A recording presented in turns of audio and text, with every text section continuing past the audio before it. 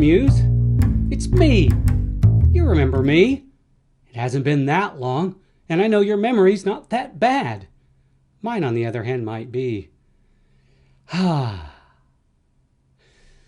talk. You and me. Mano a mano, or mano e muso. Whatever. So, as you know, Muse, I am currently writing a little book called Fear. Lowercase f, uppercase e, lowercase a, uppercase r. Shouldn't have to explain that every time, but I do. Anyway, so I knew what this book was going to be like. At least I thought I knew what this book was going to be like. In fact, before I started writing this book, I was fairly certain I knew exactly what the opening scene was going to be. I had this grand, exciting entrance for these characters and for this world. And I was pretty confident in how that was going to play out. And then I started writing it. And guess what?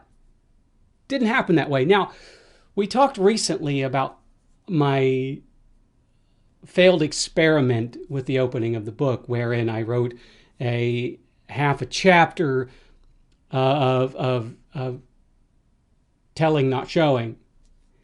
And I rewrote it and everything jived and I was able to move forward. And I like what I've written so far, but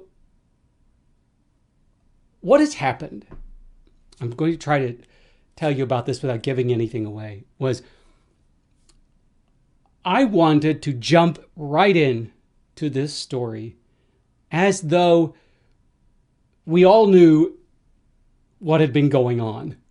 And we could just dive right in and into the action. And I wanted to do that in order to make the reader go, whoa, hey, yeah, exciting, fun. This is massively entertaining.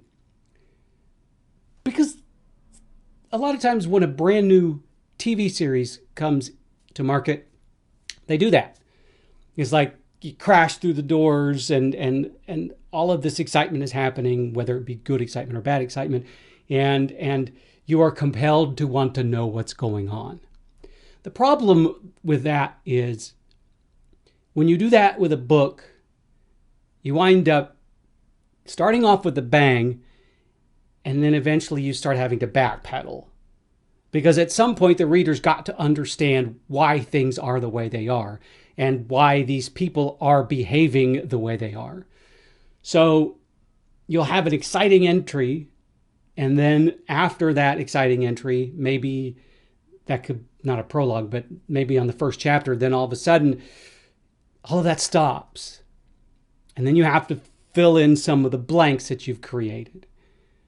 You have to set up the backstory and blah, blah, blah. Don't have to set up the backstory, but you have to give some of the exposition. And of course, you have to do that in such a way where you're showing, not telling. So it can get kind of complicated. But I just, all of a sudden, out of nowhere, as I'm writing this book, I think in the back of my mind, maybe it was you that said this, but in the back of my mind, I realized this is a series. This is a series of books that the reader is going to have an extended period of time in which to enjoy the roller coaster. So why not let us start off by making the readers invest in these characters? Because ultimately, for me as a writer, the most important thing that I do is create relationships. And those are relationships from character to character, from character to scene, from character to story, from character to universe, and from character to reader. And I wanted this time to start off by developing first the relationship between the character and the reader. I wanted the reader to want to invest in these characters. And I started off really small. Really small. I'm really struggling with revealing some of the thrust of this story but I'm going to not. I think that there's a clue in the title of the book, the way I spell it. But let me just say this. The universe of this, not the universe, we don't want to go that far. The setting, the primary setting of this book happens in a certain place that does a certain thing. Okay? And under normal circumstances, this certain thing requires a lot of people to make it function. I wanted to take a few steps back. And because of the universe of this book, because of what is happening with the world outside of this one setting, nothing is functioning as it should. And in fact, the main character of this book has to make this thing function the way it needs to function. So the drive of this first book in this series is creating the thing that will be the primary focus of the series. I thought it would be really cool for the reader to see how this character, whose name's Vega, how he makes this all happen by sheer will. And I'm fairly certain that what this will do is it will bring a level of intimacy into a genre that doesn't usually have such intimacy. Because this post-apocalyptic genre tends to be very big. It has to be very big on most occasions because the scope of which these viruses and outbreaks and catastrophes, the larger those are, the more frightening they become. I mean, if you looked outside and there was one zombie or one creature out there, and that was the only one on the planet, probably wouldn't be that frightening. Yeah, I guess it would, because you'd be like, oh my God, they are real. It can happen. But surviving that one creature wouldn't be so hard, versus like if there was Godzilla out there. One Godzilla is far more frightening than one zombie. The law of averages, I suppose. Now, if there were 100,000 zombies out there, okay, one Godzilla would still be more frightening than 100,000 zombies, because one Godzilla could pretty much just stomp all the zombies and they're dead. You don't have to worry about it, but you still have to worry about Godzilla. One Godzilla is more frightening than most things. But we're not talking about Godzilla or kaiju. We're not talking about zombies, because this isn't a world of zombies. This is a world of something not completely different, but different. And man, I feel manic right now. I don't feel manic. I have a lot of energy right now. I don't know why. I guess it's because it's feels like winter outside and I'm trying to stay warm. I'm not really cold, but I just have a lot of energy. I shouldn't have to explain that to you, Muse. Come on. Every so often I have a lot of energy. I need to expend that energy. And right now I'm expending that energy talking to you. I apologize for being so erratic and tangential. Okay. I have a grip. I apologize, Muse. Anyway, so I'm starting small. I'm starting small with purpose. And that purpose being developing the slow development of a relationship between the readers and the characters. Now, that doesn't mean that the story is going to be plodding and slow to develop. It develops pretty quickly, because fairly quickly we understand what's going on. And I feel fairly certain that the idea of when a reader knows what's going on in the universe, and we're watching a main character who is desperate to try to build something to help the universe, not the universe, help the world, it becomes not only more engaging, but more frightening. And I also think that I have created a bad guy bad guy, not just one bad guy, the bad guys that are exponentially more frightening than zombies. Because I didn't want this just to be a zombie series. It's not. It's a post-apocalyptic series with a different sort of baddie. But anyway, I know that I'm taking a chance here. But like I said last time, Muse, risk is good. And I'm taking a risk here. And I think this risk is going to pay off. And I especially think it's going to pay off in the long run.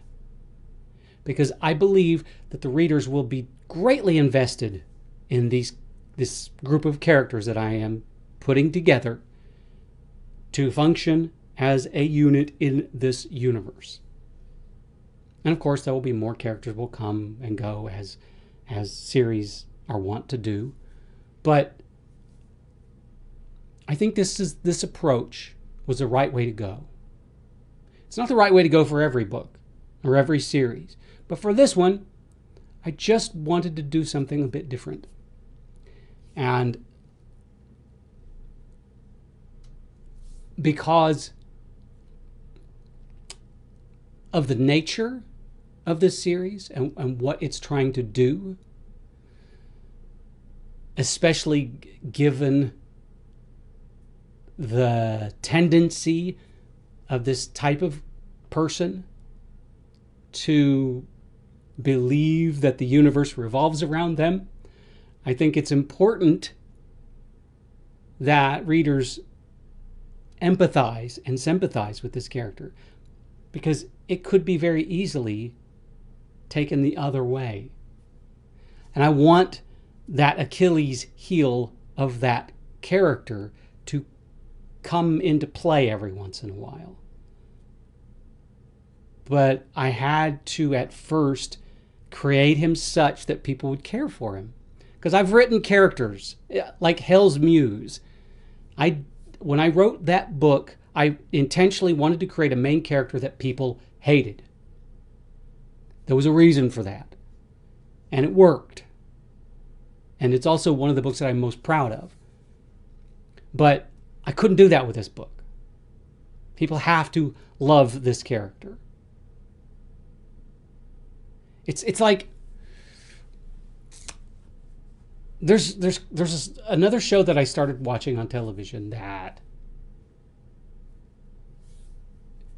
could easily fall under this trap that I'm thinking of. The show is called The Resident. And if you watch that show, the first episode of that show, the whole time you're thinking, I don't think I can watch this because the main character is an absolute ass. And then you force yourself to keep watching it, and slowly but surely you start realizing that he's not an ass. Arrogant, yes, but he's not an ass. And he really does want to help people. And so that's not necessarily the case here with Fear. But it could be the case. I'm being a little bit cryptic intentionally, Muse, because I don't want to give away the cow for free. No, I don't want to give away the milk for free. I don't want to give away anything. I want this to be a special surprise to unleash on people, well, for Devil Dog Press to unleash on people, that with each page they turn is a nice little new reveal, and they get to experience this thing unfold before them in such a way that it will be a ride they won't forget. That's the intention. Of course, that's the intention with every book that I write, but this time there's something special about it. We'll find out. Anyway, Muse, that's all I got. That's all I got today. And I'm sorry that I seemed so manic. I just had a lot of energy to expel, and I still have a lot of writing to do. But anyway, the book is coming along well. Hopetown, I'm waiting to get feedback from the second beta reader. She said she would have it very soon. And the third beta reader, a little slower, as usual. I expected that. But the feedback so far has been quite good. I'm excited about this book in a way that I haven't been excited about a book in a long time. Get that out as soon as possible. And I've already got the cover done. Cover's pretty cool, I think. And I'm hoping, fingers crossed, that Hopetown will be released by the end of December. I can't promise anything, but that's the intention. I still have to get it in the hands of the editor, so you never know. Anyway, that's all I got today, Muse. Thank you so much for letting me bend your ear so often. You're a champ, and I respect and love you, and I want to hug you, but I can't because you're this nebulous thing. But at least I can tell you, beyond a shadow of a doubt, Muse, that you are awesome.